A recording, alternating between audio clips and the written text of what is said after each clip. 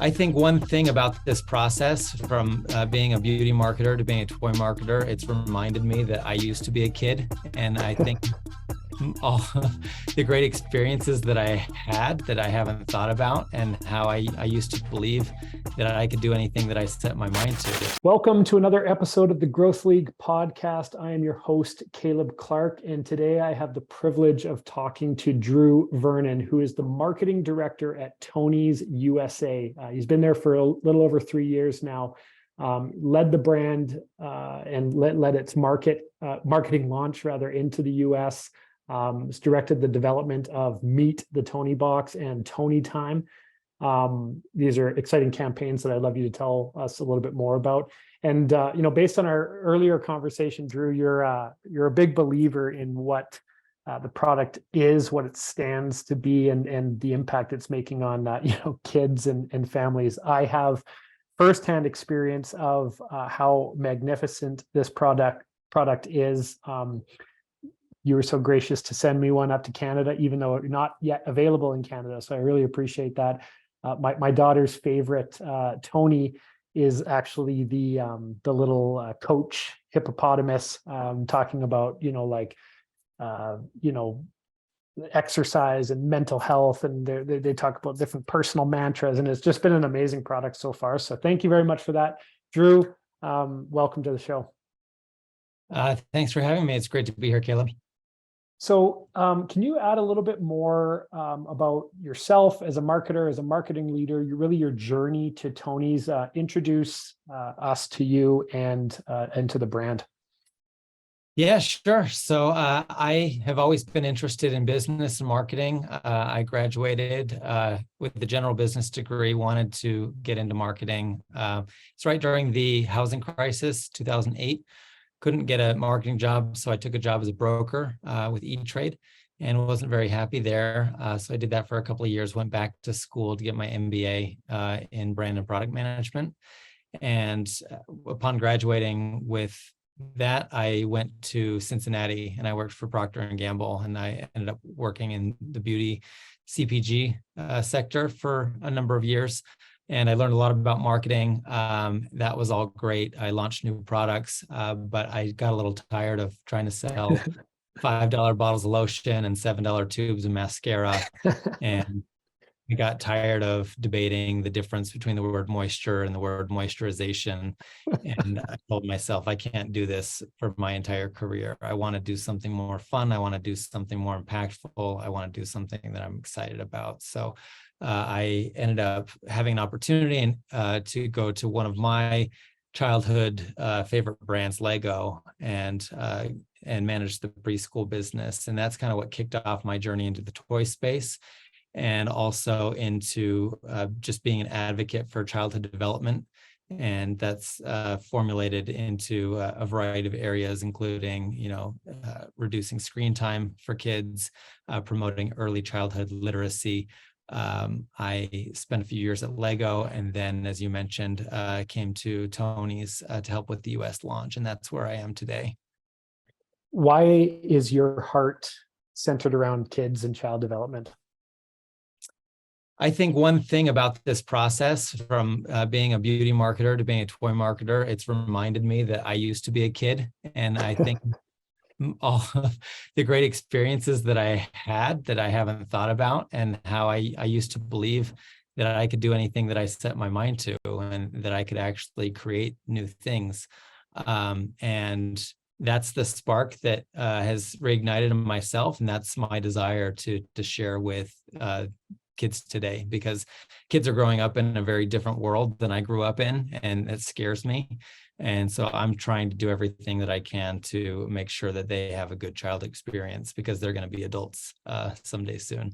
That's awesome. As a parent, I can't thank you enough for waving that flag and caring about these types of things. And I know that lots of people do, but I think it's a great reminder of what leadership looks like in this world. And I appreciate it as a father. So I mostly want to learn about you and your journey and your experiences as a marketing leader and a marketer.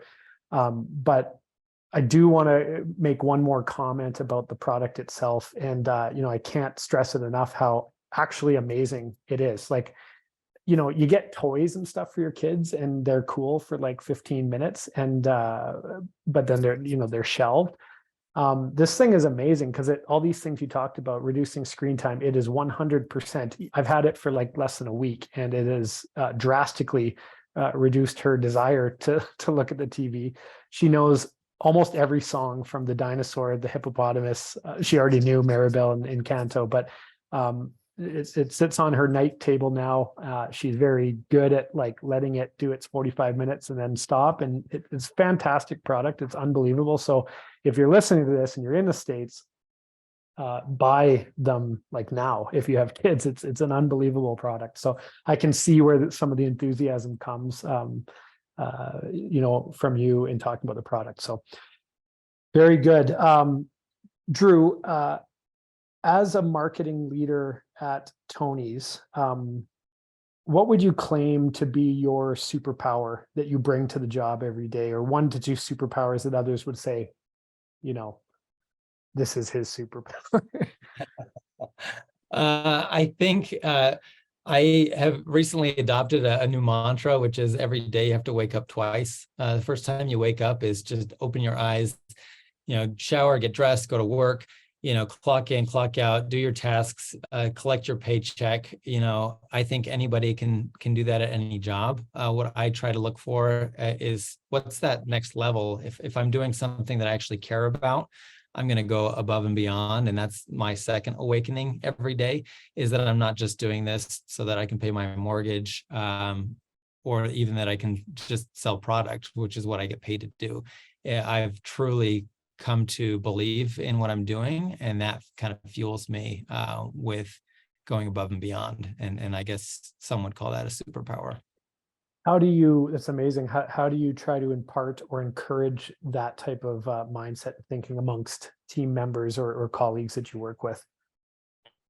I feel like at Tony's, it should be easy because we're literally getting screens away from kids, or reducing screen time. We're helping kids learn how to talk. We're learning kids how to learn how to read.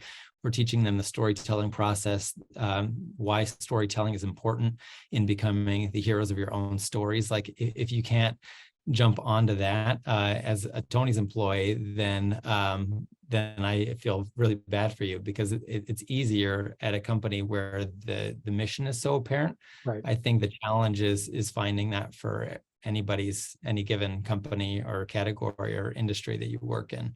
Yeah. Belief in something bigger than the product and the paycheck, right? Yeah. What for you and your team represents the biggest either ongoing or recently extinguished problem or challenge in fulfilling your mandate as a function?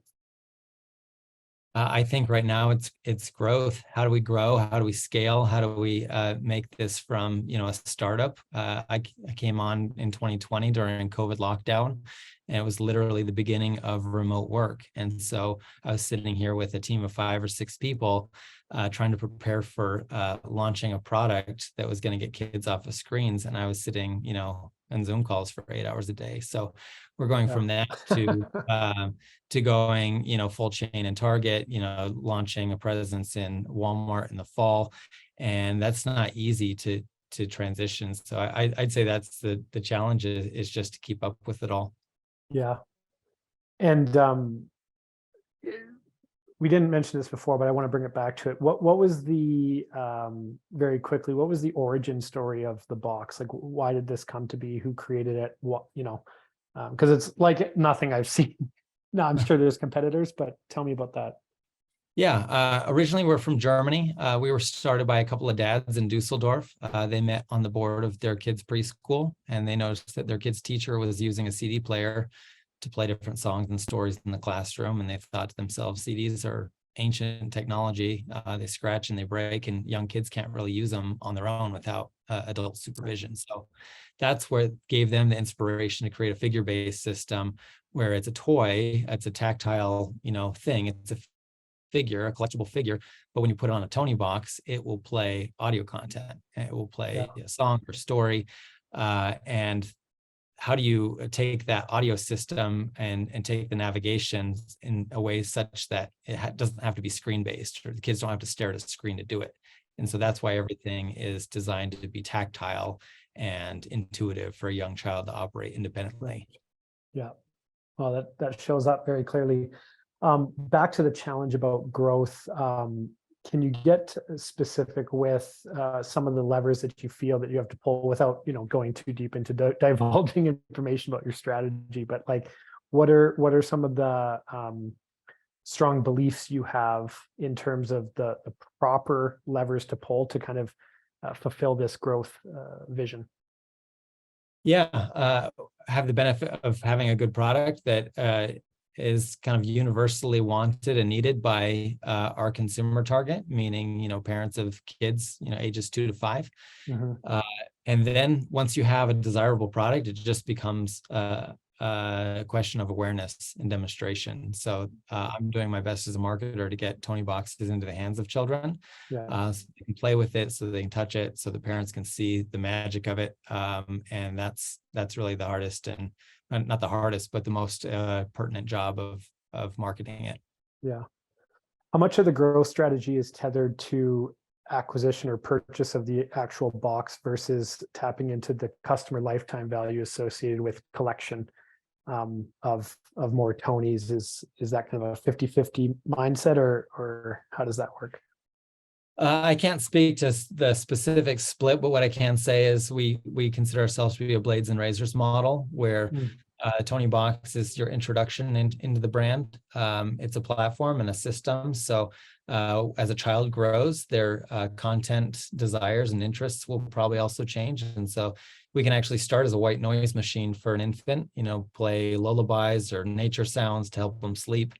And then they'll get older, they'll get into Peppa Pig and Paw Patrol and Dr. Seuss. And eventually they'll get older and maybe become interested in educational content from National Geographic or junior novels like Roald Dahl.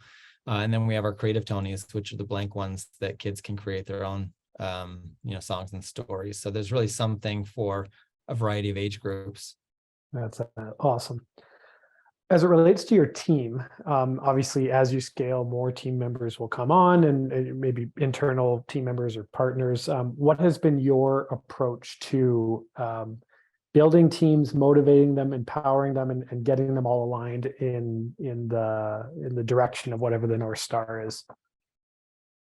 Yeah, I think that looks a little differently for our company than maybe traditionally, because we launched in the US under COVID.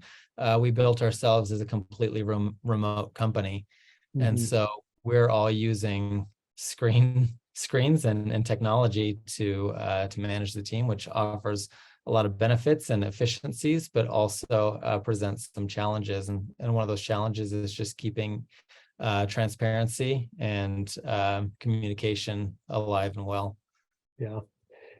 When it comes to operating under the guide or the parameters of a scoreboard, or like a KPI scoreboard and stuff like that, how do you guys measure success within the marketing function from top to middle to bottom funnel? How does that show for you guys? I think we follow traditional KPIs that go along with the purchase funnel. So at the top, it's awareness, how many people know about your product. Then getting into consideration and desire. Do they want your product? How do you measure that? Purchase intent, or purchase desire. And then at conversion, you're talking about numbers and how many units you've sold, how many dollars, and how many, we call it install base, how many people have a Tony box. As a marketer, over your time at Tony's, obviously a departure from some of the stuff you're doing before in cosmetics and that kind of thing, CPG. What are one or two interesting things that you can point to in terms of an evolution, or things that you've got better at or learned that you now consider part of your normal toolkit as a marketer? One thing that I've gotten better at, and part of it's just a function of what I'm working on, is tapping into the power of community. One of the reasons I got bored selling $5 bottles of lotion is that you had to pay to do everything. And, if you wanted an influencer to talk about you, you got to pay them.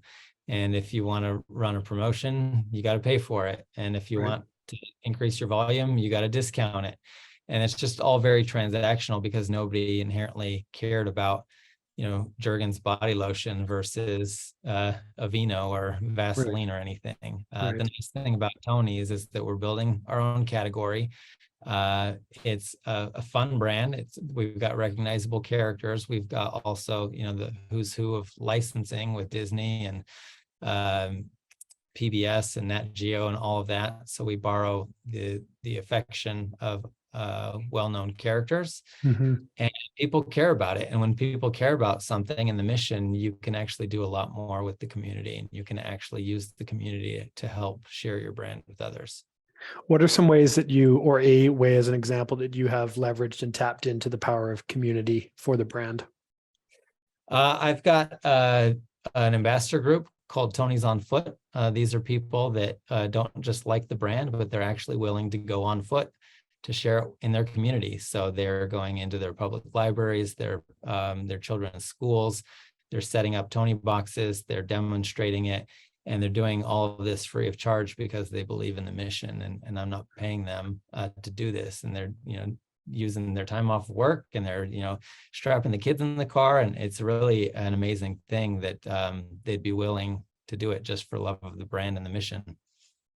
Well, I can guarantee you, you're talking to maybe the first official Canadian ambassador. So, whatever my marching orders are, just let me know. It's kind of cool, the situation I'm in, and I know this will be, I guess, evaporated in a few months when you can offer it in Canada. But it's a cool thing to be like the only one who has it amongst my group of parents. So that's fun. But so right now, and going back to the counter side of what you considered to be your your red cape or your superpower, what would you claim to be your biggest area of weakness as a marketing leader that you actively rely on others to kind of supplement or complement that gap?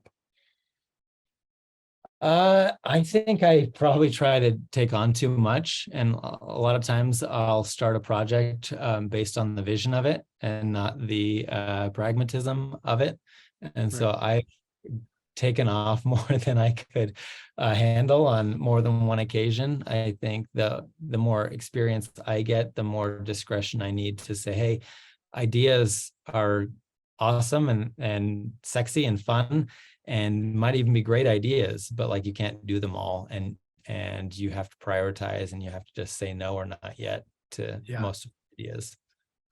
Yeah, no, you're right. I think that's obviously an Achilles heel for most achiever-based sort of marketing leaders and business leaders. And oftentimes the impact or the power is measured in what you say no to, as compared to what you take on.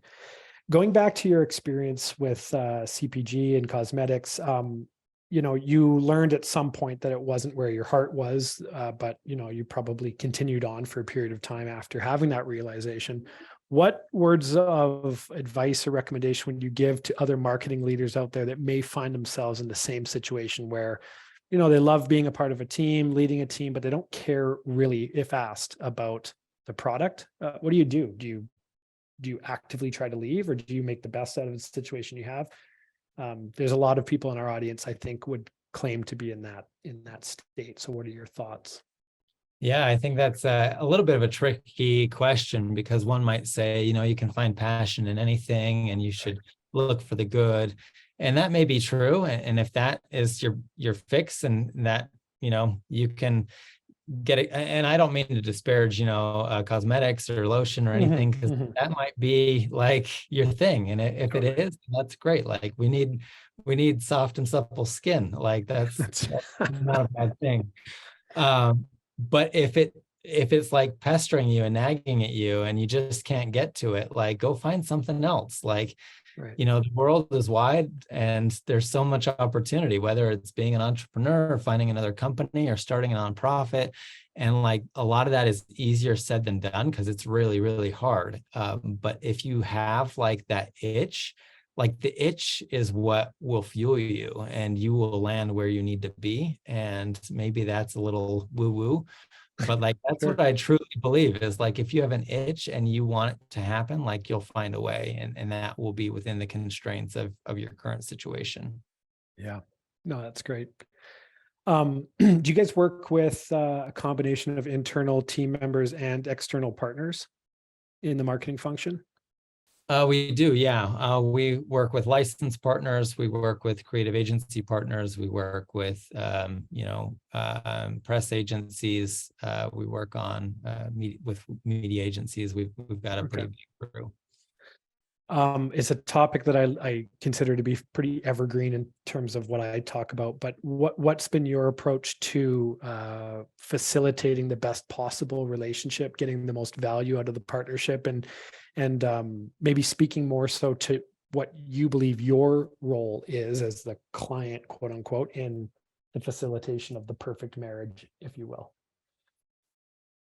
Yeah, well, no marriage is perfect. We have bumps and rocky times maybe. But the longer I'm at Tony's, the more I'm really looking for partners who get it, who are in this to grow something special. And we're all taking a paycheck at the end of the day, and that's what we need to cover first, is are we meeting our business obligations? But if that box is checked, why not take it to the next level and say, let's actually do some good and let's make an impact, and let's kind of pitch in and try to work on this together. Mm-hmm. Yeah, working together through those times is the operative word there. So what I want to ask is, and for my next question, I want to ask, going back to the beginning when we first got connected, you got a random message, requesting to be on the show. What was your initial thoughts? And for these types of outreach things, like what intrigued you or prompted you to hop on a call and to be willing to share your experience?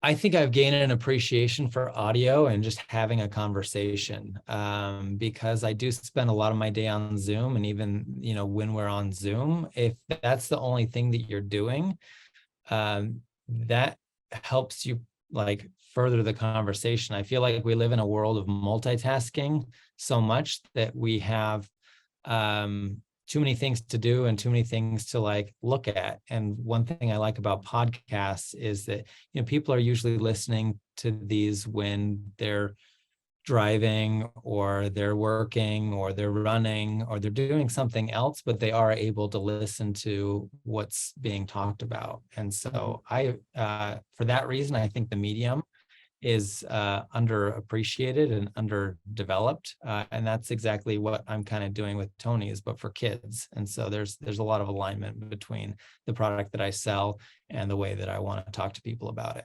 Mm-hmm. And then in addition to that, or outside of that, what about the concept of just speaking to a stranger, like taking time out of your day? We're all busy. Speaking to a stranger about these types of topics, why does that resonate with you? I think it was Will Rogers that said like a stranger is like a friend that I haven't met yet. And maybe that's too like aw shucks and hunky dory, but like, we're all just people like living our lives and working, and we've got families, we've got interests, we've got hobbies, and so it doesn't really matter like who you're talking to or how long you've known them. If you have common values, then you can come together, whether that's for a single conversation or like the start of like a more meaningful like interaction and friendship. Yeah, that's great. Another topic that I ask about a lot and I'm curious about is the idea of integrating marketing and what you guys are working on throughout the rest of the organization, and pulling other departments in and making them privy to information or seeking their their participation in varying degrees. What does that mean to you, and how have you guys tried to create kind of a tighter integration between the rest of the organization and what your team is building from a marketing function? Yeah, I think the bigger the company gets, the harder that is. And the fact that we're a German company means that we kind of have a global headquarters. So we're talking with them. And, there are cultural differences, there are consumer differences, and so there's a localization process of that between our German counterparts, and then internally, we're working as a remote company and cross-functionally and interdepartmentally. It goes back to, I think, that all of those individual pieces.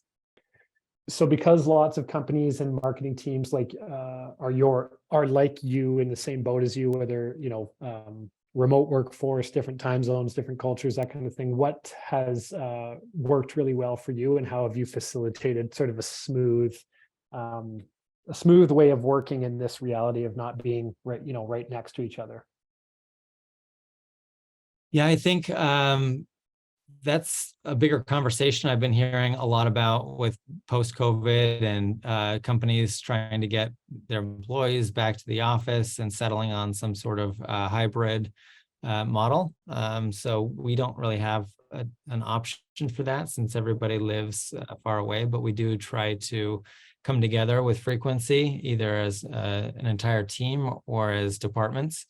And I think that that's important to keep kind of the relational aspect healthy, as well as just being able to do some more of like the deep thinking and planning that is better in person than over video call. Mm-hmm. What are some of the rituals that you guys have adopted and leveraged to keep things going amongst the team, strategically, or kind of planning a week or whatever? How's your way of working look? I am not a super organized person by nature. And one thing that I've put a lot of time and effort in is becoming more organized, not just for myself, but for the team. And that just requires a little bit of discipline and, proper use of project management tools. And I think that can be a little painful to implement and to teach people on, because people have different working styles.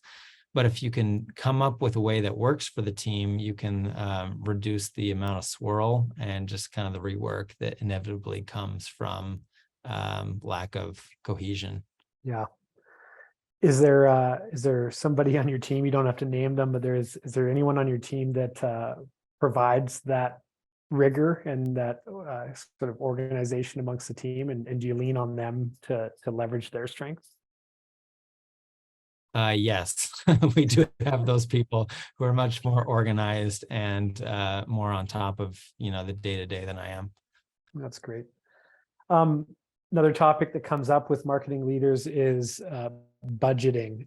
So obviously, without getting into details about specific budgets, talk to me more about the discipline of budgeting, and how have you what's been your approach to going to a blank slate, coming up on a brand new fiscal or a quarter, or however you budget, and how do you think about the concept of budgeting?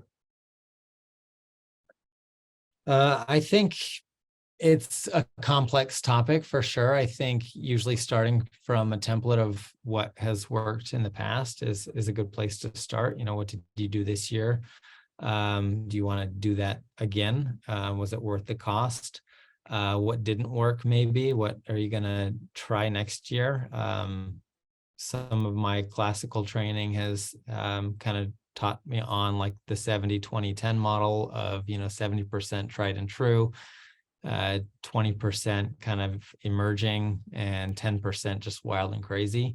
That might be different by industry or appetite for risk. But I think it is important to explore new avenues, to try new things, and also to, maybe reassess things that didn't work as well as you had hoped. Mm-hmm.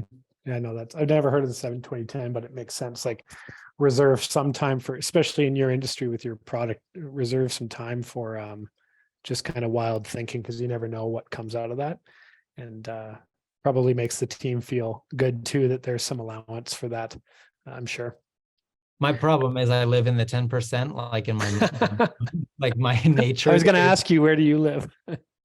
A younger self would have been like, hey, I'm gonna make, that 10% into 100%. I think it's the discipline to come kind of down to earth and be like, okay, we do have a system. The status quo doesn't always mean bad, but let's at least be flexible and open a window for that 10%. Yeah. Drew, how do you keep your sword sharp as a marketer and as a leader of a marketing team? What do you contribute some time towards in terms of, improvement, education, polishing your craft? Uh, that's I think I'm a runner, and I tend to like do my best like work thinking when I'm running. I think it's because I'm not at a computer, and it's because I'm not trying to get to inbox zero. The discipline there is that I write everything down and at least remember the ideas that I had and then start to work on them. But I really do believe that it's easy to get caught into the to-do list and never get into the deep focus thinking that's really going to help guide the process. And if you improve the process, then it's going to be easier for you the next time around. So that's kind of my constant, iterative process that I am aiming for.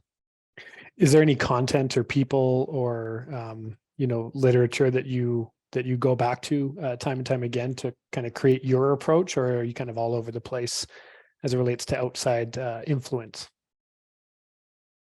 I like Seth Godin a lot. Some of the traditional guys, Gladwell.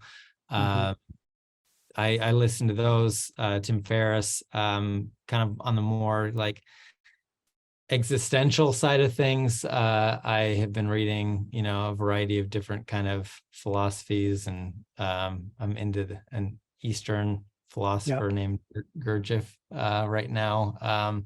So that's not so much on the Tony side or even the career side. That's just like holistic, like life stuff. I'm trying to kind of see everything as the big picture. And so I do try to draw from a variety of sources.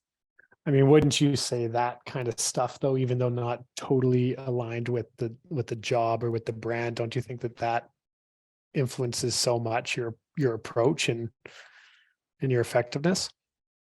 I think it does, and maybe it's just because it's the paradigm and the life that I live. But I really think that most things in life come down to what we would, as marketers, call the purchase funnel. Like everything in life is, do you know about it? Do you care about it? And do you want to do something about it?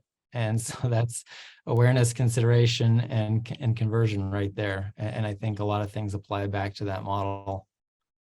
That's awesome. Do you know about it? Do you care about it? Are you going to do anything about it? I might borrow that from you if you don't mind. Yeah. So when you kind of close your eyes and think about or dream about the evolution of the brand over the next year and of the product, what are some of the things that come into clarity for you as defining where Tonies is in a year from now? Yeah. I think we'll continue with our license partnerships. We'll continue to launch new products. Right now, we're launching new products, about one a week.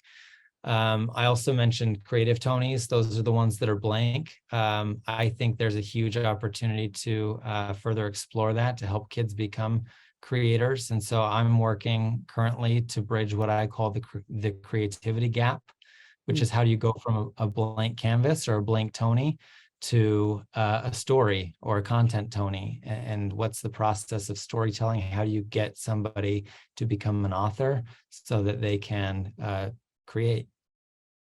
I definitely think there's something there. That probably came from your 10%, trying to maybe make it 100%. But I think there's something there because I've been, before Tony's, I was maybe teaching my 4-year-old how to be like a prompt engineer, like an AI prompt engineer. So like instead of traditional storybooks at night, I would get her to give me some prompts about like, the setting, the plots, the characters of a story. And I would just type them in. And she knew that as soon as the blue dot on the chat GPT stopped blinking, a story was going to emerge and yield. And just kind of seeing the wonder in her eyes where she gave me loose variables of the story, and it manifested into a full story that I would then read.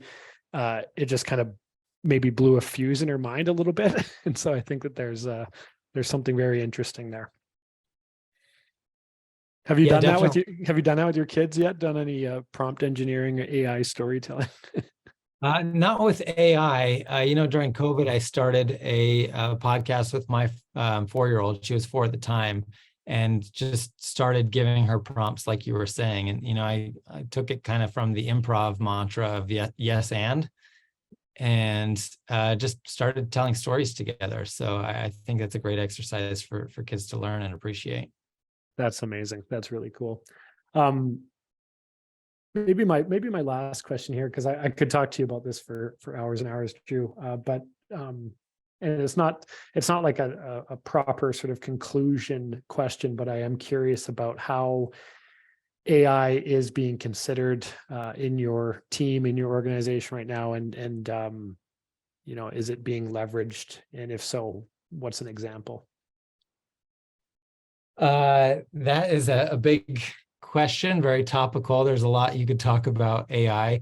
I think that our company is exploring it. They were tooling around with it over in Germany. I think they even launched like a pilot, idea generator or something that I think we posted on LinkedIn. But yeah, it's definitely a bigger topic. I think that my perspective is that if we can learn how to use AI to further our creativity instead of replace it, I think that's going to be probably the way that I would go. Yeah. Is the childhood podcast still going, Drew? It is. Yeah, we're up to about 70 episodes, believe it or not. I definitely will check that out. And if you don't mind, I'll put it in the show notes as well. I think that's a great idea. Oh, sure. Yeah, sounds great.